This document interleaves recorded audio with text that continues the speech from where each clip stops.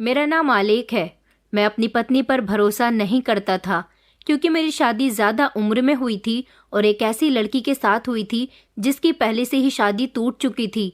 हमेशा मेरे दिमाग में यही ख्याल रहता था कि पता नहीं उसकी पहली शादी उसकी अपनी हरकतों की वजह से टूटी है या फिर कोई और बात थी। इस कन्फ्यूज़न ने मेरे दिमाग में मेरी पत्नी के लिए घर कर लिया था, जिसकी वजह से मैं हमेशा अपनी पत्नी से उखड़ा उखड़ा रहता था। इसलिए मैंने उसको घर के अंदर बंद करके जाना शुरू कर दिया। मैं घर के मेन दरवाजे पर ताला लगाकर चला जाया करता था। मुझे लगता था कि ऐसा करने से ना तो कोई घर के अंदर आ सकेगा और ना ही मेरी पत्नी घर के बाहर जा सकेगी। मगर ऐसी कंडीशन में भी मेरी पत्नी के साथ घर में कुछ ऐसे हादसे होने लगे जिनकी वजह से मुझे अपनी पत्नी से और ज़्यादा नफरत महसूस होने लगी थी। मुझे घर में दाखिल होने पर ऐसा लगता था जैसे मेरी पीठ पीछे घर के अंदर कोई आता है। मैं जब घर में होता तो मेरी पत्नी मुझे बहुत पुरसुकून दिखाई देती थी और हैरानी वाली बात यह थी कि कभी कभी मेरी पत्नी के पास पैसे हुआ करते थे। मुझे अपनी पत्नी पर पहरा देते हुए 1 महीना गुजर चुका था जब एक दिन मेरी पत्नी ने मुझे ढेर सारे पैसे लाकर मेरे हाथ पर रखे और कहने लगी, ये मैंने अपनी मेहनत से कमाए हैं। ये सब देखकर तो मेरी आंखें फट पड़ी थी। मुझे अपनी पत्नी पर बहुत गुस्सा आया और मैंने उस पर चिल्लाना शुरू कर दिया कि इतने सारे पैसे आखिर तुम्हें कौन देकर जाता है? किसको तुम घर के अंदर बुलाती हो? बताओ तुम्हारा किसके साथ अफेयर चल रहा है? ये बात सुनकर तो मेरी पत्नी के होश उड़ गए थे और उसने रोना शुरू कर दिया। वो मुझे कुछ भी नहीं बता रही थी। फिर सच्चाई जानने के लिए मैंने एक सीक्रेट कैमरा खरीदा और खामोशी से उसको घर में फिट कर दिया। लेकिन जब मैंने रिकॉर्डिंग चेक की तो मुझे रिकॉर्डिंग में कुछ भी दिखाई नहीं दिया। कोई भी मुझे घर के अंदर आता हुआ या घर से बाहर जाता हुआ नहीं दिखा, क्योंकि मेरे दिल में यही शक था कि ज़रूर घर में कोई ना कोई आता ही है, तभी तो मेरी पत्नी के पास पैसे आते हैं, वरना उसके पास इतने सारे पैसे कहाँ से आएंगे। इसीलिए मैंने पूरा 1 हफ्ता होने का इंतज़ार किया और पूरे 1 हफ्ते की रिकॉर्डिंग एक साथ जब मैंने फुर्सत से चेक करने के लिए बैठा तो मैं बार बार उसको चेक करता रहा, लेकिन उसमें मुझे सिर्फ एक चीज़ देखने को मिली जिसने मेरे होश उड़ा दिए थे। मेरी उम्र 37 साल हो चुकी है, लेकिन अब तक मेरी शादी नहीं हुई क्योंकि मैंने सारी ज़िंदगी अपने माता पिता के बिना गुजारी। पहले जब मेरी उम्र 8 साल की थी तब मेरे पिता इस दुनिया से विदा हो गए थे और फिर पिता के जाने के बाद मैंने ही सारी जिम्मेदारी को संभाल लिया था। मेरा बचपन जिम्मेदारियों के बोझ तले दब गया था, इसलिए मैं कभी भी अपने लिए कुछ नहीं कर पाया था। मेरा एक मामूली सा घर था और एक छोटा सा जर्नल स्टोर था। मैंने देखा था कि हमारे मोहल्ले में कभी कोई लड़की भाग जाती थी तो कभी किसी की पत्नी भाग जाती थी। यहाँ तक कि मोहल्ले में कई लड़के लड़कियों के तो अफेयर भी चल रहे थे, जिनके बारे में मैं अच्छी तरह से जानता था क्योंकि मेरा अपने मोहल्ले में ही चाय का होटल था जहाँ मैं समोसे, पकौड़ी, जलेबी और चाय बेचा करता था। लेकिन अभी फ़िलहाल में 3 साल पहले मेरी माँ की भी मौत हो गई थी। अब मैं पूरी तरह से अकेला रह गया था। घर के सारे कामकाज भी खुद ही करता था और अपने होटल के सारे काम भी मुझे खुद को ही करने पड़ते थे। मैं वक्त के साथ साथ अपने चाय के होटल में जम गया था, इसलिए मोहल्ले के ज़्यादातर लोग मेरे ही होटल से चाय, पकौड़ी, समोसे लेना पसंद करते थे। एक छोटी सी दुकान थी जिसको मैंने होटल की तरह इस्तेमाल किया था। वहाँ पर आदमी आया करते थे और खूब मज़े लेकर चाय पिया करते थे। मैंने खाने पीने का थोड़ा बहुत सामान भी रख लिया था और फिर दोपहर के 3 बजे से लेकर शाम के 7 बजे तक मेरे इस छोटे से होटल में समोसे, पकौड़ी और जलेबी मिलती थी, जो कि हमारे मोहल्ले में बहुत फेमस हो गए थे। मोहल्ले के ही लोग नहीं बल्कि आसपास के मोहल्ले के लोग भी मेरे पास से ही समोसे, पकौड़ी और जलेबी खरीदने के लिए आते थे। मैंने अपनी मेहनत से ये सब कुछ किया था। मेरी माँ मुझसे बहुत खुश होती थी और हमेशा उन्होंने मेरे लिए प्रार्थना की थी कि उनका बेटा कामयाब हो जाए। पिछले कई सालों से मेरी माँ बीमार थी। वो मेरी शादी करना चाहती थी, लेकिन मैं उनसे शादी के लिए इनकार कर दिया करता था। मैं यही कहता था कि माँ, पहले मैं अपना काम जमा लूँ, पहले मैं हमारे इस छोटे से घर को अच्छे तरीके से बनवा लूँ, ताकि इस घर में जो मेरी पत्नी बनकर आए उसे कभी किसी चीज़ की परेशानी ना हो। माँ मेरी इस बात से बहुत खुश हुआ करती थी और कहती थी कि बेटा, तुम आज के ज़माने के लड़के बिल्कुल भी नहीं हो, क्योंकि आज के लड़के तो जवान होते ही शादी के लिए उतावले हो जाते हैं। तुम्हारी सोच बहुत अच्छी है, तुम अपनी आने वाली पत्नी की ज़िंदगी आसान करना चाहते हो, ये तो बहुत ही अच्छी बात है। लेकिन बेटा, तुम्हारी उम्र निकलती जा रही है। मैंने माँ से कहा था कि माँ, कोई बात नहीं, उम्र निकलती जा रही है तो निकल जाए। जिस इंसान के पास पैसा और उसके घर में हर चीज़ की आसानी होती है उसे ज़्यादा उम्र में भी लड़की मिल ही जाती है। ना तो मैं किसी लड़की को पसंद करता था और ना ही मैं चाहता था कि मेरी लव मैरिज हो। मैं चाहता था कि मेरी माँ खुद मेरे लिए लड़की पसंद करे, अपने हाथों से मेरी शादी करे। मगर मेरी ये ख्वाहिश ही रह गई थी, क्योंकि जब से माँ बीमार हुई थी तब से मैंने अपनी शादी का ख्याल दिल से निकाल दिया था। मैं जानता था कि मेरी शादी होगी तो मेरा भी ध्यान अपनी पत्नी में बढ़ जाएगा। मैं अपना सारा ध्यान, प्यार और अपना सब कुछ अपनी माँ पर लुटाना चाहता था। मैं चाहता था कि पहले वो ठीक हो जाएं और उसके बाद मेरे लिए लड़की तलाश करें, उसके बाद मेरी शादी हो। लेकिन ऐसा नहीं हो सका था। मेरी माँ बीमारी से लड़ते लड़ते इस दुनिया को छोड़कर चली गई, मगर ठीक न हो सकी और मैं अकेला रह गया था। फिर मैंने सोचा कि जब मेरे भाग्य में शादी करना होगा तब मेरी शादी हो जाएगी। वैसे मैंने अपने कुछ जानने वाले दोस्तों से कह दिया था कि अगर मेरे लिए अच्छी और शरीफ लड़की का रिश्ता हो तो मुझे ज़रूर बताना। मैं अपने मोहल्ले के माहौल को देखकर मैं हमेशा लड़कियों और औरतों को गलत समझता रहता था। मेरे दोस्त भी ऐसी उम्र में मोहल्ले की बहुत सारी लड़कियों को घुमा रहे थे, उनसे बातें करते थे, लेकिन मैं ऐसा नहीं था, क्योंकि मैं ऐसी सोच रखता ही नहीं था। मेरे दोस्त लड़कियों से बातें भी करते थे, उनको बुरा भला भी कहते थे और दोस्तों के बीच बैठकर उनकी मजाक भी उड़ाया करते थे। मुझे लगता था कि लड़के तो होते ही ऐसे हैं, ये तो लड़कियों को ही चाहिए कि वो लड़कों से दोस्ती ही ना करे। मेरे दोस्त लड़कियों को लेकर हमेशा मेरे होटल पर बैठकर गलत गलत बातें करते थे, इसलिए मैं भी उनकी बातों को ठीक समझता था। आज भी जब मैं अपने होटल में चाय बना रहा था तो मेरे दोस्त मेरे पीछे ही बेंच पर बैठे हुए आपस में बातें कर रहे थे। मेरे होटल पर मोहल्ले के लगभग सारे ही मर्द आया करते थे और वो तरह तरह की बातें करते थे, इसलिए मुझे हर घर की बातें पता रहती थी कि किसके घर में क्या हो रहा है, किसकी बेटी किसके साथ लगी हुई है और किसकी बहू किससे कितना झगड़ा करती है और किसके सास ससुर उसे कितना परेशान कर रहे हैं, और भी बहुत कुछ।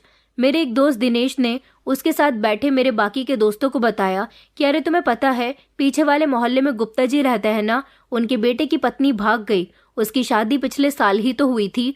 दूसरे वाले दोस्त ने कहा कि हाँ भाई, ऐसा ही होता है। अगर किसी औरत की नज़र किसी मर्द पर पड़ जाती है फिर उसे अपना पति अच्छा नहीं लगता, फिर वो खुद पर काबू नहीं कर पाती। मैंने भी पलटकर जवाब दिया कि ऐसी औरतों को अभी भी दोबारा मौका नहीं देना चाहिए। मैं तो कहता हूँ कि अगर वो अपने आशिक के साथ भाग गई हैं तो गुप्ता जी के बेटे को उसे फौरन ही डाइवोर्स दे देनी चाहिए। औरतों पर भरोसा करने वाले मर्द हमेशा धोखा खाते हैं और बेवकूफ़ बनते हैं। मेरे एक दोस्त कपिल ने चाय का घूंट पीते हुए कहा, तुम तो अपनी शादी के बाद अपनी पत्नी पर सख्त पहरा करना, क्योंकि तुम्हारे घर में तो तुम्हारी पत्नी अकेली ही रहेगी। उस पर नज़र रखने वाली ना तो तुम्हारी माँ है और ना ही कोई बहन है। मैं उसकी बात पर अचानक खामोश हो गया, जिस पर मैंने उसे कोई जवाब नहीं दिया। मेरे बाकी के सारे दोस्त आपस में बातें करते रहे, लेकिन मैं काम में बिजी था, इसलिए काम करते करते सोच रहा था कि गुप्ता जी के बेटे की बहू कैसी औरत थी। क्या सच में वो बेवफा थी या फिर कोई और कहानी थी? पता नहीं क्यों मैं हमेशा औरतों और लड़कियों के खिलाफ सोचने पर मजबूर हो जाता था, पर मैंने इस बार भी यही मान लिया था कि गुप्ता जी की बहू ही कसूरवार होगी, क्योंकि औरत जब तक मर्द को रिझाकर खुद के करीब आने का मौका नहीं देती तब तक मर्द भी उसके करीब नहीं जाता। मेरी जिंदगी में तो कोई औरत थी ही नहीं। एक मेरी माँ थी जो हमेशा घर में रहती थी, जिन्हें बाहर की दुनिया के बारे में ज्यादा कुछ पता नहीं था। वो हमेशा से ही एक हाउसवाइफ रही थी। आँख खुलते ही अपने घर के इतने सारे काम होते थे कि उन्हें कहीं जाने की फुर्सत ही नहीं होती थी। कभी भी उन्होंने मुझे और मेरे पापा को किसी काम के लिए देरी नहीं होने दी थी। हम दोनों बाप बेटों का हर काम उन्होंने वक्त से पहले कर दिया था। ऊपर से मेरी शादी की उम्र निकलती जा रही थी। मेरे दोस्त तो अब मेरी मजाक बनाया करते थे, कहते थे कि आलेख, हमें तो लगता है कि तुम्हें कोई विधवा या फिर दूसरी शादी वाली औरत ही मिलेगी। मैं उनकी बातों पर हंसता था, लेकिन उनके शब्द मुझे काटते थे। अब तो मैंने भी सोचा था कि अगर मेरा कहीं से रिश्ता आएगा तो मैं फौरन ही शादी कर लूँगा, क्योंकि मुझे भी अब अपना अकेलापन अच्छा नहीं लगता था। लेकिन फिर जब मैं गहरी सोच में चला जाता तो फिर मुझे याद आता था कि औरतों पर भरोसा करना ठीक नहीं है। जब तक मेरी शादी नहीं हो रही है तब तक मैं खुश हूँ। क्या पता मेरी आने वाली पत्नी मुझे धोखा दे दे और बाद में मैं ये दुख बर्दाश्त न कर सकूँ। फिर मेरे दिमाग में ये सोच भी आती थी कि अगर मेरी शादी नहीं हो रही है तो अच्छी बात है, ज़रूरी नहीं है शादी करना। मैंने सब कुछ वक्त पर छोड़ दिया था। सुबह सवेरे मुझे दूध के लिए डेयरी पर जाना और वहां से लौटते हुए मंडी से पकौड़ी और समोसों का सारा सामान लेकर आना और फिर 10 बजे तक अपना होटल खोलना, यही मेरी जिंदगी का रूटीन था। और मैंने इस सब में अपने आप को इतनी अच्छी तरह से बिजी कर लिया था कि मुझे किसी की ज़रूरत ही नहीं पड़ती थी। हमारे मोहल्ले में एक बहुत ही बूढ़े कश्यप जी का परिवार रहा करता था। वो रात के समय अपने दोस्तों के साथ आकर मेरे होटल में चाय पिया करते थे। कई दिनों से मैं देख रहा था कि उनकी तबीयत ठीक नहीं चल रही थी, जिसकी वजह से वो ज्यादा घर से बाहर नहीं निकल रहे थे और उनके दोस्त भी उन्हें याद करते थे। उनके दोस्त भी कुछ बूढ़े आदमी थे। वो मेरे होटल पर बैठकर उनके बारे में बातें करते थे कि उनकी तबीयत ठीक नहीं है, पता नहीं बेचारे किस हालात से गुजर रहे हैं, क्योंकि उनका कोई बेटा नहीं था, सिर्फ 2 बेटियां थीं और वो भी जवान। कई दिन गुजरने के बाद कश्यप जी मेरे होटल पर 50 रुपए की पकौड़ी खरीदने के लिए आए थे। मैंने जल्दी से उनको पकौड़ी पैक करके दी और पैसे लेने के लिए हाथ बढ़ाया तो वो शर्मिंदा हो गए। कहने लगे, बेटा मेरी तबीयत कई दिनों से ठीक नहीं है, जिसकी वजह से मैं सब्जी का ठेला लगाने भी नहीं जा पा रहा हूँ। मैं इस समय बहुत बुरे हालात से गुजर रहा हूँ। आज घर में कुछ खाने को नहीं बचा। कई महीनों से जनरल स्टोर वाले से घर में उधार सामान लेकर आ रहा हूँ, मगर आज तो उसने भी मुझे उधार सामान देने से मना कर दिया। फिर मेरा ध्यान तुम्हारे ऊपर गया, इसलिए मैं यहाँ तुम्हारी पकौड़ी लेने के लिए आ गया। ये पकौड़ियाँ हम लोग खा लेंगे तो हमारे पेट में गुजारा हो जाएगा। बेटा कल मैं तुम्हें पैसे लाकर दे दूंगा, बस मुझे कल तक की मोहलत दे दो। मैंने कहा, अरे अरे अंकल, आप ये क्या कह रहे हो? आपको तो देखकर ही लग रहा है कि आपकी तबीयत ठीक नहीं है। देखिए तो सही, आपकी आंखों के नीचे काले घेरे हो रहे हैं और आपकी हालत कितनी कमजोर हो गई है। आप ये बताइए, आपकी कहीं से दवाई चल रही है या नहीं? उन्होंने कहा कि बेटा शुरू के दिनों में दवाई की थी, जब पैसे थे तब, लेकिन अब ना तो काम है और ना ही पैसे, इसलिए अपना इलाज कहाँ से करवाऊं? घर में खाने को भी कुछ नहीं है, तो फिर मेरी दवाई के लिए कहाँ से पैसे होंगे? मैं उनकी बात पर खामोश हो गया था। फिर उनकी आंखों में आंसू आ गए। वो बिलक बिलक कर रोने लगे और कहने लगे कि बेटा मैं बहुत परेशानियों से गुजर रहा हूँ। मेरी 2 जवान बेटियां हैं। बड़ी बेटी की शादी मैंने पिछले साल की थी, उसकी भी डिवोर्स हो गई और छोटी बेटी की हमेशा तबीयत खराब रहती है। मेरी पत्नी भी बहुत परेशान रहती है। जिंदगी बड़ी परेशानियों में और भूख प्यास में गुजर रही है। मैं बड़ा बदकिस्मत पिता हूँ जो अपनी बेटियों को भी पेट भरकर खाना नहीं दे सकता, छोटी बेटी का भी इलाज नहीं करवा सकता। इतना कहकर वो फूट फूट कर रो रहे थे और मैं उनको बड़ी गौर से देख रहा था। उनकी कहानी सुनकर मेरी आंखों में आंसू तो थे ही, लेकिन मुझे उन पर तरस भी आने लगा था। मैंने जल्दी से तराजू में 1 किलो पकौड़ी तोल दी, एक थैली में चाय कर दी और एक थैली में 4 समोसे और 250 ग्राम जलेबी भी कर दी थी और ये सारा सामान पैक करके उन्हें दे दिया और कहा कि अंकल आप फिक्र मत करो, ये सारा सामान आप अपने घर लेकर जाओ और पेट भरकर खाना। अगर कल या परसों भी आपको इस सामान की ज़रूरत पड़े तो मुझे बता देना, आप लेने आ जाना या फिर मैं खुद आपके घर पहुंचा दूंगा, लेकिन आप भूखे मत रहना। आपकी दवाई भी नहीं चल रही है, ऊपर से भूखे रहने से आप और ज़्यादा कमज़ोर हो जाओगे। उन्होंने अपनी भीगी हुई आंखों से मुझे देखा और कहने लगे कि बेटा मैंने कभी किसी का उधार नहीं रखा, लेकिन आज मेरे हालात बहुत ख़राब हैं। मैं इस सब के पैसे तुम्हें जल्द ही वापस कर दूंगा। मैंने कहा, अच्छा कर देना, अभी आप घर जाइए और जाकर गरम गरम समोसे, चाय और जलेबी का मज़ा लीजिए।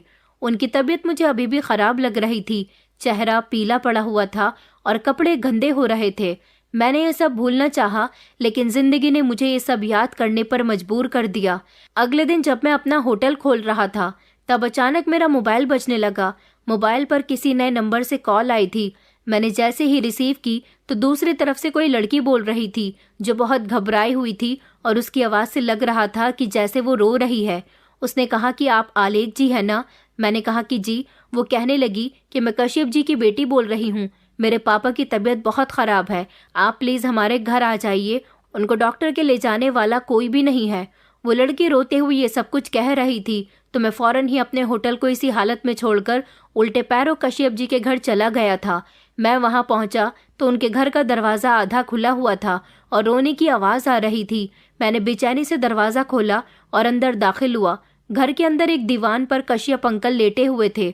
उनकी सांस बहुत अटक रही थी। मैंने अपने एक दोस्त को भी फ़ोन किया, वो गाड़ी लेकर आ गया और मैं कश्यप अंकल को लेकर अस्पताल चला गया था। मैंने और मेरे दोस्त ने उनके इलाज का सारा खर्चा उठाया था। उनकी पत्नी हमारे साथ अस्पताल में मौजूद थी, जबकि दोनों बेटियां घर पर ही थी। कश्यप अंकल को सांस लेने में बहुत दिक्कत हो रही थी। डॉक्टर ने कहा था कि हम इनका इलाज करने की पूरी कोशिश करेंगे, लेकिन हमें नहीं लगता कि ये ज़्यादा समय तक जिंदा रह सकेंगे। इन्हें दवाओं की नहीं, दुआओं की ज़रूरत है। ये खबर सुनकर तो उनकी पत्नी फूट फूट कर रो रही थी और उनकी दोनों बेटियां भी अस्पताल में आ गई थी। वो दोनों अपने पिता के लिए लगातार प्रार्थना कर रही थी। 2 दिन तक अस्पताल में कश्यप अंकल का इलाज चला। कश्यप अंकल को भी ये बात पता चल गई थी कि वो ज़्यादा समय के मेहमान नहीं है, और उनको ये भी अच्छे से पता चल गया था कि मैंने उनकी बहुत मदद की है। मरने से कुछ समय पहले उन्होंने मुझे अपने पास कमरे में बुलाया था और वो मुझसे अकेले में कुछ बात करना चाहते थे। उन्होंने मेरे आगे हाथ जोड़ दिए और कहने लगे कि बेटा, सारी जिंदगी मैं तुम्हारा एहसान नहीं भूल सकूंगा। तुमने मुझे बचाने की हरगिज कोशिश की है, मुझे अस्पताल तक लेकर आए हो। मेरा तुम्हारा कोई रिश्ता नहीं है, लेकिन फिर भी तुमने मेरे लिए इतना सब कुछ किया। बस तुम मुझ पर एक और एहसान कर दो, क्योंकि तुमसे ज्यादा अच्छा इंसान मैंने इस पूरी दुनिया में नहीं देखा। बेटा, तुम मेरी बड़ी बेटी रितु से फिर से शादी कर लो। बेटा, जब से मेरी बेटी की डिवोर्स हुई है, तब से मैं ये सदमा अपने दिल से निकाल नहीं पा रहा हूँ, और मुझे ऐसा लगता है कि मुझे मौत भी तभी आएगी जब मेरी बेटी को उसका हमसफर मिल जाएगा, और उसके लिए तुमसे अच्छा हमसफर और कोई नहीं हो सकता। बेटा, मुझ पर प्लीज़ यह एहसान करो, प्लीज़ मेरी बेटी से शादी कर लो। वो बहुत अच्छी लड़की है, पढ़ी लिखी है और घर के सारे कामकाज भी जानती है। मैं सारी ज़िंदगी अपनी बेटियों को वो खुशियाँ नहीं दे सका जो एक पिता को देनी चाहिए, लेकिन अपनी बेटियों को अच्छी ससुराल तो दे ही सकता हूँ। मैं अपनी बड़ी बेटी को वो भी नहीं दे सका, लेकिन अब जब उसकी डिवोर्स हो गई है तो मैं अपनी गलती सुधारना चाहता हूँ। तुमसे अच्छा इंसान मेरे लिए इस दुनिया में कोई भी नहीं है, इसीलिए मैं चाहता हूँ कि तुम मेरी बेटी को अपनी जिंदगी में शामिल कर लो। ये कहकर वो रो रहे थे। उनके हाथ लगातार मेरे सामने जुड़े हुए थे। मैंने फौरन उनके हाथ पकड़े और कहा कि अंकल, मुझे थोड़ा सोचने का समय चाहिए। उन्होंने कहा कि बेटा, सोचने का समय तुम ले सकते हो, लेकिन ज़्यादा समय मत लगा देना। ऐसा ना हो कि तुम सोचते रहो और इधर मैं अपनी बेटी की शादी की तमन्ना अपने दिल में लेकर ही मर जाऊं। मैंने एक नज़र अस्पताल में मौजूद कमरे की छत पर डाली और अपना सर ऊपर करके मैं सोचने लगा कि ऐसे सिचुएशन में मुझे क्या करना चाहिए, क्योंकि मुझे कुछ भी समझ नहीं आ रहा था। फिर मुझे लगा कि इस बूढ़े इंसान की आखिरी तमन्ना मुझे पूरी कर देनी चाहिए, क्योंकि वो मुझे बहुत दुआएं दे रहे थे और बार बार मेरे आगे हाथ जोड़कर रिक्वेस्ट कर रहे थे। मैं उनको बेबस मौत नहीं देना चाहता था, इसलिए मैंने उनसे कहा कि मैं आपकी बड़ी बेटी से शादी करने के लिए तैयार हूँ। मेरी बात सुनकर वो बहुत खुश हुए थे। उन्होंने कहा कि मैं अपने हाथों से अपनी बेटी की शादी तुम्हारे साथ करवाना चाहता हूँ। पंडित जी को अस्पताल में ही बुलाया गया। उनकी तलाकशुदा बड़ी बेटी रितु, उसके साथ कुछ रस्में करने के बाद मेरी शादी हो गई। मुझे नहीं पता था कि मेरी शादी कुछ इस तरह भी हो सकती है। मेरी पत्नी बहुत रो रही थी और इसी तरह 2 घंटे के अंदर अंदर मेरी शादी हो गई और अपनी बेटी को मुझ जैसे इंसान के साथ सौंपकर कश्यप अंकल ने भी अपनी आंखें बंद कर ली थी। और फिर उनकी बेटी और पत्नी चीखों के साथ रोने लगी थी। उनका रोना देखकर मैंने अपने दिल में फैसला कर लिया कि अब इन तीनों बेसहारा औरतों का इस दुनिया में कोई भी नहीं है। रितु को तो मैं अपनी पत्नी बना चुका हूँ, लेकिन रितु की माँ और उसकी छोटी बहन के लिए मुझसे जितना हो सकेगा मैं करूँगा। कश्यप अंकल का अंतिम संस्कार कर दिया गया था।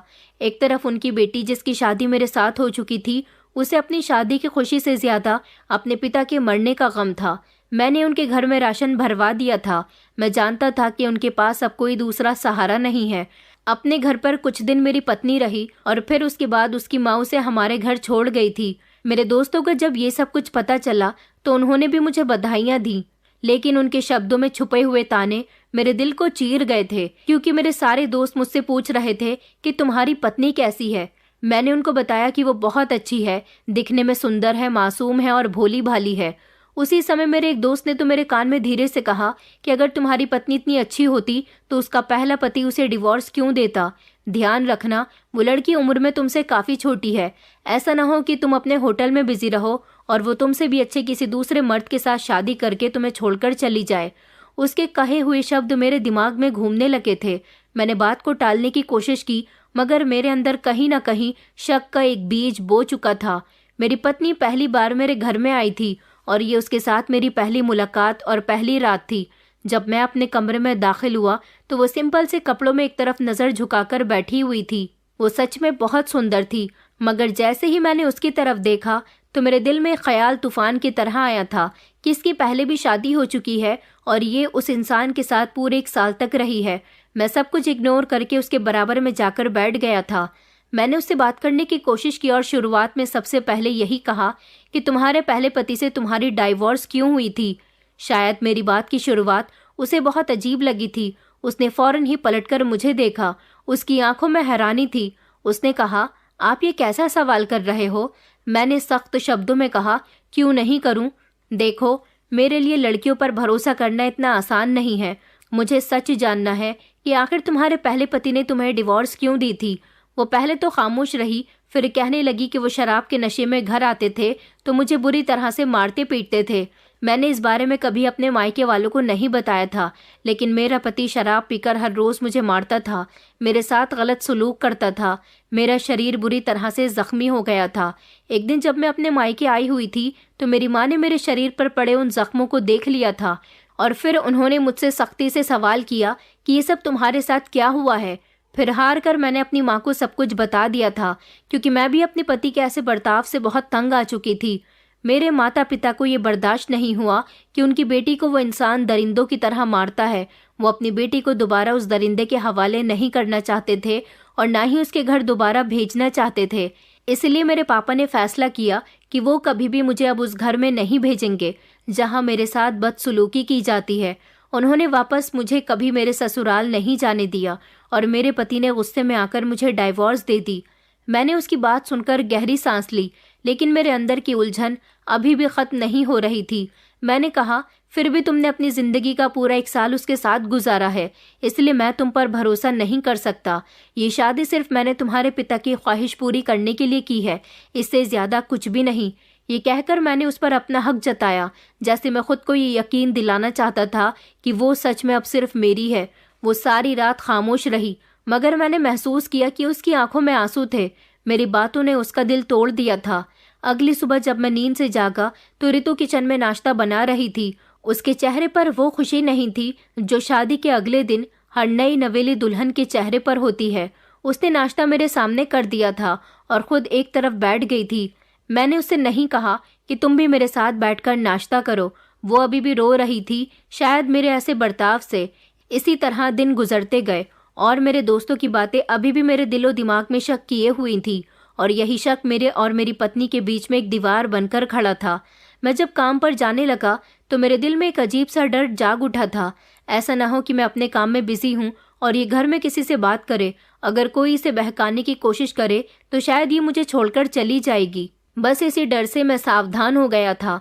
मैंने फौरन ही ताला उठाया और मैं उसे हाथ में लेकर बाहर निकल आया। ये सब करते हुए देखकर रितु हैरान रह गई थी, मगर वो खामोश थी क्योंकि उसे पता चल गया था कि मैं ऐसा क्यों कर रहा था।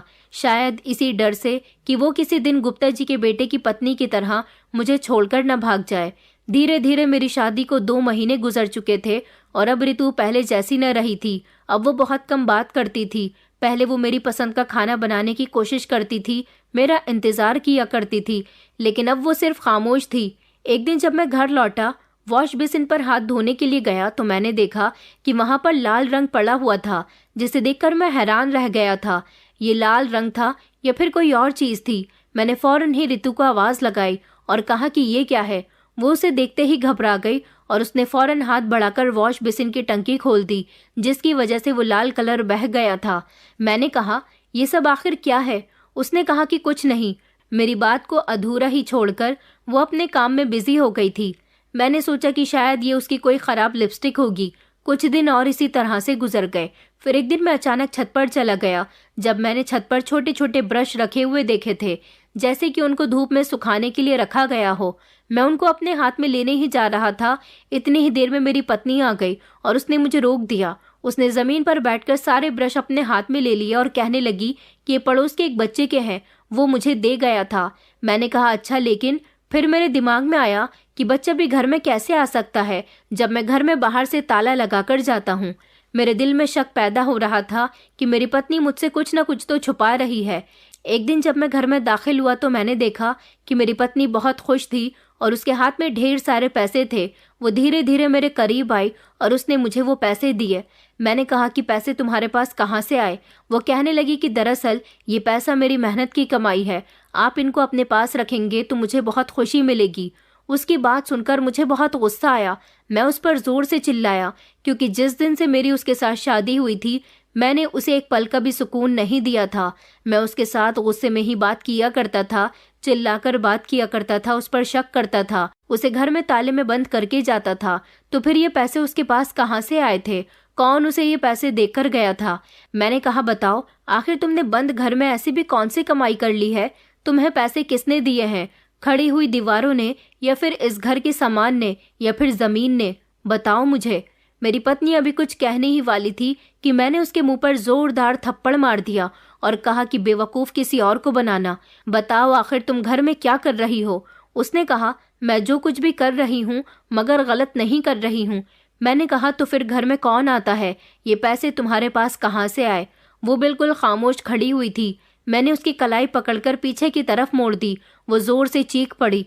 मैं गुस्से में अंधा हो चुका था, क्योंकि मुझे उस पर शक हो रहा था कि वो जरूर घर के अंदर किसी को बुला रही है। मगर कैसे कोई घर के अंदर दाखिल हो सकता है? चाबी तो सारा दिन मेरे पास होती है, या फिर उसने कोई चालाकी की है, चाबी चुराई है, या फिर इस चाबी जैसी दूसरी चाबी बनवा ली है। मैं उससे ये सारे सवाल कर रहा था, मगर वो मेरी बात का कोई जवाब नहीं दे रही थी। मैंने उसको गुस्से में जोर से धक्का दिया तो वो जमीन पर गिरकर जोर से चीखने लगी थी। वो रो रही थी, लेकिन मैंने उसे नहीं उठाया। मैं अपना गुस्सा कंट्रोल नहीं कर पाया था और मैं गुस्से में घर से बाहर निकलने लगा। थोड़ी देर के बाद जब मैं घर वापस आया तो वो डरी सहमी मुझे देख रही थी। मैंने सोचा कि ये मासूम चेहरा एक धोखा है। वो रोते हुए मेरे करीब आई और कहने लगी कि आलेख, मैं कसम खाकर कहती हूँ मैंने कुछ नहीं किया। मैंने हंसते हुए कहा कि तुम मेरी आंखों में इतनी आसानी से धूल नहीं झोंक सकती। वो मेरे आगे रिक्वेस्ट कर रही थी, मगर मैं उसकी कोई बात नहीं सुनने वाला था। मैंने गुस्से में आकर टेबल पर रखे सारे पैसे उठाए और जमीन पर फेंक दिए।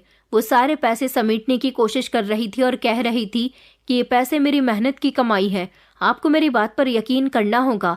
मैंने कहा, कैसी मेहनत? कौन सी मेहनत? तुम सारा दिन घर में बंद रहती हो, बाहर जा नहीं सकती, तो फिर ये पैसे कहाँ से आए? वो फूट फूट कर रोने लगी और कहने लगी, आलेख, मैंने कोई गलती नहीं की है, आपका भरोसा नहीं तोड़ा और ना ही ये पैसे किसी से मांगे हैं। मैंने तो एक छोटा सा काम शुरू किया है। मैंने कहा, कौन सा काम? उसकी आंखों में आंसू थे और पूरा यकीन था। वो रोते हुए कमरे से बाहर निकल गई और मैं गुस्से में वहीं पर बैठ गया था। फिर मैंने सोचा कि मुझे सच्चाई जाननी होगी। मैंने फौरन ही एक छोटा सा सीक्रेट कैमरा ऑर्डर किया और उसे घर की ऐसी जगह पर खामोशी से लगा दिया जहां से वो घर के अंदर का सब कुछ कैच कर सकता था। मैंने अगले ही दिन कैमरे की रिकॉर्डिंग चेक की तो उसमें मुझे ऐसा कुछ भी नहीं मिला जो मुझे अपनी पत्नी के खिलाफ सबूत इकट्ठे करने पर मजबूर करता। फिर अगले दिन भी मैंने कैमरे की रिकॉर्डिंग चेक की तो देखा कि मेरी पत्नी घर में मामूली से काम कर रही थी।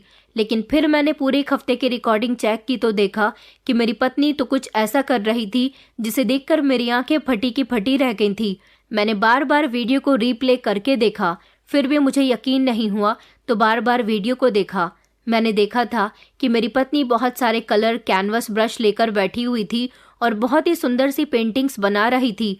ये सारा सामान खिड़की से उसे कोई दे रहा था और ये इंसान कोई और नहीं बल्कि उसकी माँ थी। जो हमारे घर के पीछे खुलने वाली एक खिड़की थी उसमें से उसकी माँ ने उसे सारा सामान दे दिया था और उनको वीडियो में कई बार उसे पैसे देते हुए भी दिखाया गया था। अब मुझे समझ आया था कि मैं अपनी पत्नी पर शक कर रहा था। मेरी पत्नी के पास ये पैसे कहाँ से आए थे? मेरी सब कुछ समझ में आ गया था। उस दिन मुझे घर में लाल रंग मिलना और फिर छत पर वो ब्रश मिलना, ये सब कुछ अब मेरी आंखों के सामने घूमने लगा था। मेरे चेहरे का रंग उड़ गया था। मैंने खुद को बड़ी मुश्किल से यकीन दिलाने की कोशिश की थी। मेरे हाथ पैर कांप रहे थे, दिल की धड़कनें तेज हो गई थी। मैं बार बार वीडियो देख रहा था जिसे देखकर मुझे बेहद शर्मिंदगी महसूस हो रही थी। मैं धीरे धीरे कदमों से चलता हुआ अपनी पत्नी के करीब गया जो किचन में मेरे लिए चाय बना रही थी। मैंने अपनी पत्नी के आगे हाथ जोड़े, उसे गौर से देखा और कहा कि रितु, मुझे माफ कर दो। मुझे पता चल गया है कि तुम पैसे किस तरह से कमाती हो। वो हर बार की तरह आज भी मासूम थी। मैंने उसे अभी तक इतनी ध्यान से नहीं देखा था जितना आज देख रहा था। मैंने कहा कि ये पैसे तुमने खुद कमाए हैं। उसने अपनी नज़र झुका ली और हल्की सी आवाज़ में कहने लगी कि जी। मेरी आवाज़ में पछतावा था। उसने कहा कि मैंने ये सब इसलिए किया क्योंकि आप बहुत जिम्मेदार हो। सारी जिंदगी आपने सिर्फ मेहनत की है और अब तो आपने मेरे पिता के मरने के बाद मेरी माँ और बहन की भी जिम्मेदारी को भी उठाना शुरू कर दिया। मैंने सोचा कि मुझे आपकी परेशानी को कुछ कम कर देना चाहिए। जब मेरा डिवोर्स हुआ और मेरे पिता की बीमारी की वजह से बहुत परेशानी आ गई तो मैंने सोचा कि मुझे अपनी कला को आजमाना चाहिए। इसलिए मैं घर में बैठकर पेंटिंग्स बनाया करती थी। मेरे पास मोबाइल भी था। मुझे आइडिया आया कि मुझे पेंटिंग्स बनाकर उसकी फ़ोटो सोशल मीडिया पर अपलोड करनी चाहिए। मैंने अपनी पेंटिंग्स को बेचने के लिए उनकी फ़ोटो सोशल मीडिया पर अपलोड कर दी। मुझे यकीन नहीं हुआ कि लोगों को मेरी पेंटिंग्स इतनी पसंद आएंगी कि लोगों ने मेरी बनाई गई पेंटिंग्स का ऑर्डर देना शुरू कर दिया। लेकिन इसी दौरान मेरे पिता की मौत हो गई और फिर उसके साथ ही मेरी शादी हो गई। मैं अपने इस काम को आगे नहीं बढ़ा सकी, अपने घर के हालात नहीं सुधार सकी। लेकिन जब मैंने देखा कि आप पर बहुत सारी जिम्मेदारियां हैं और वैसे भी मैं सारा दिन घर में रहती हूँ, तो क्यों ना मैं आपका काम में हाथ बटा सकूं। इसलिए मैंने अपनी पेंटिंग्स बनाकर उनको बेचना शुरू कर दिया। मगर आप घर का ताला लगाकर जाया करते थे। वैसे भी मैं कभी ज़्यादा घर से बाहर नहीं गई, इसलिए मैंने अपना मोबाइल अपने मायके में ही छोड़ दिया और अपनी बहन से कहा था कि तुम मेरी जगह मेरी बनाई गई पेंटिंग्स की फ़ोटो अपलोड कर दिया करो। इसलिए मैं यहाँ से पेंटिंग्स बनाकर खिड़की के रास्ते से माँ को दे दिया करती थी। मेरी माँ पेंटिंग्स को घर ले जाती थी और उनकी फ़ोटो खींचकर मेरी बहन उसे सोशल साइट पर डाल देती थी। मेरी पेंटिंग्स की लोग ऊंची ऊंची कीमत लगाने लगे थे क्योंकि मैं हर बार जो भी पेंटिंग बनाया करती थी उससे लोगों को एक अच्छा मैसेज मिलता था। हर बार मेरी पेंटिंग्स बनाने के अलग अलग टॉपिक होते थे, जैसे औरतों पर अत्याचार करना, औरतों के साथ घरेलू हिंसा, बूढ़े माँ बाप की इज्जत ना करना, पेड़ पौधों को नुकसान पहुँचाना और पानी को व्यस्त करना। इस तरह के मैसेज मेरी बनाई गई पेंटिंग से लोगों को मिलते थे और मेरी पेंटिंग्स में एक अलग तरह की खूबसूरती होती थी जिसे लोगों ने प्रशंसा दी और मेरी पेंटिंग्स बिकने लगी। खिड़की के रास्ते से मैं माँ को पेंटिंग्स दे दिया करती थी और मेरी जो भी पेंटिंग बिकती थी माँ उसके पैसे मुझे लाकर दे दिया करती थी। ये कहकर मेरी पत्नी खामोश हो गई थी और मैं शर्मिंदा खड़ा हुआ था। मैंने कहा, माँ खिड़की के रास्ते से तुम्हें सामान दिया करती थी, तुमने इस बारे में मुझे क्यों नहीं बताया। मेरी बात पर वो डरी सहमी खड़ी हुई थी और कहने लगी, मैंने इस बारे में आपको इसलिए नहीं बताया क्योंकि आपको मेरा किसी से मिलना जुलना पसंद नहीं था।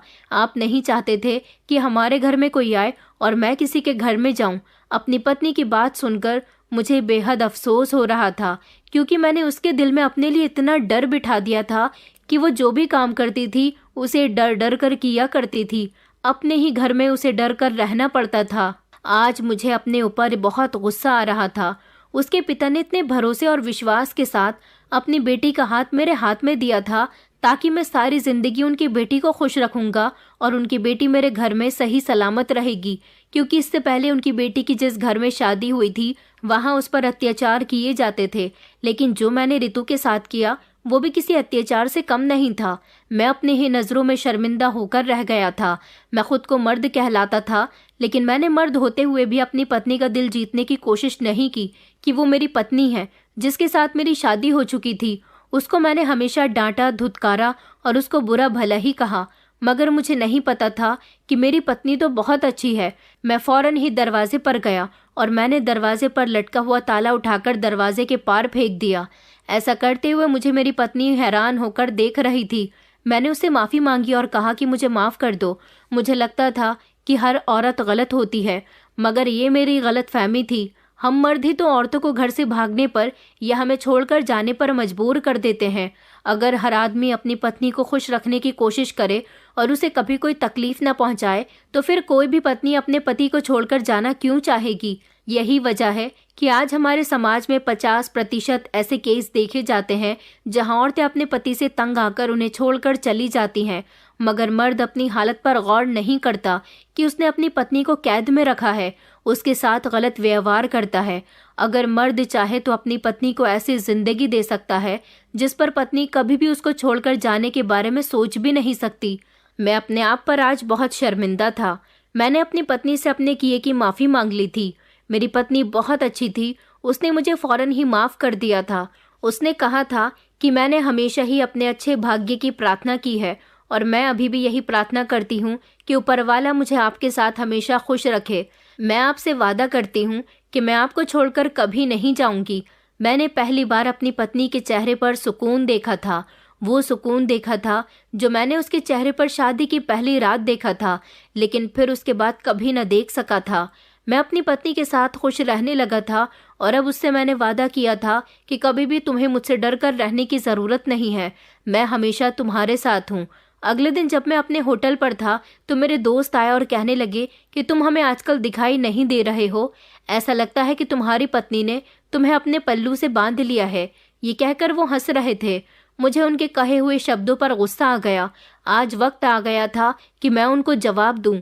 मैंने इस समय अपने दोस्तों से कहा कि खबरदार, अगर मेरी पत्नी के बारे में एक शब्द कहने की भी कोशिश की, तुम लोग मोहल्ले की लड़कियों को बदनाम करते हो, उनको बुरा भला कहते हो, हर औरत की बुराई गिनाते हो। क्या तुम्हारे घर में माँ बहन नहीं है?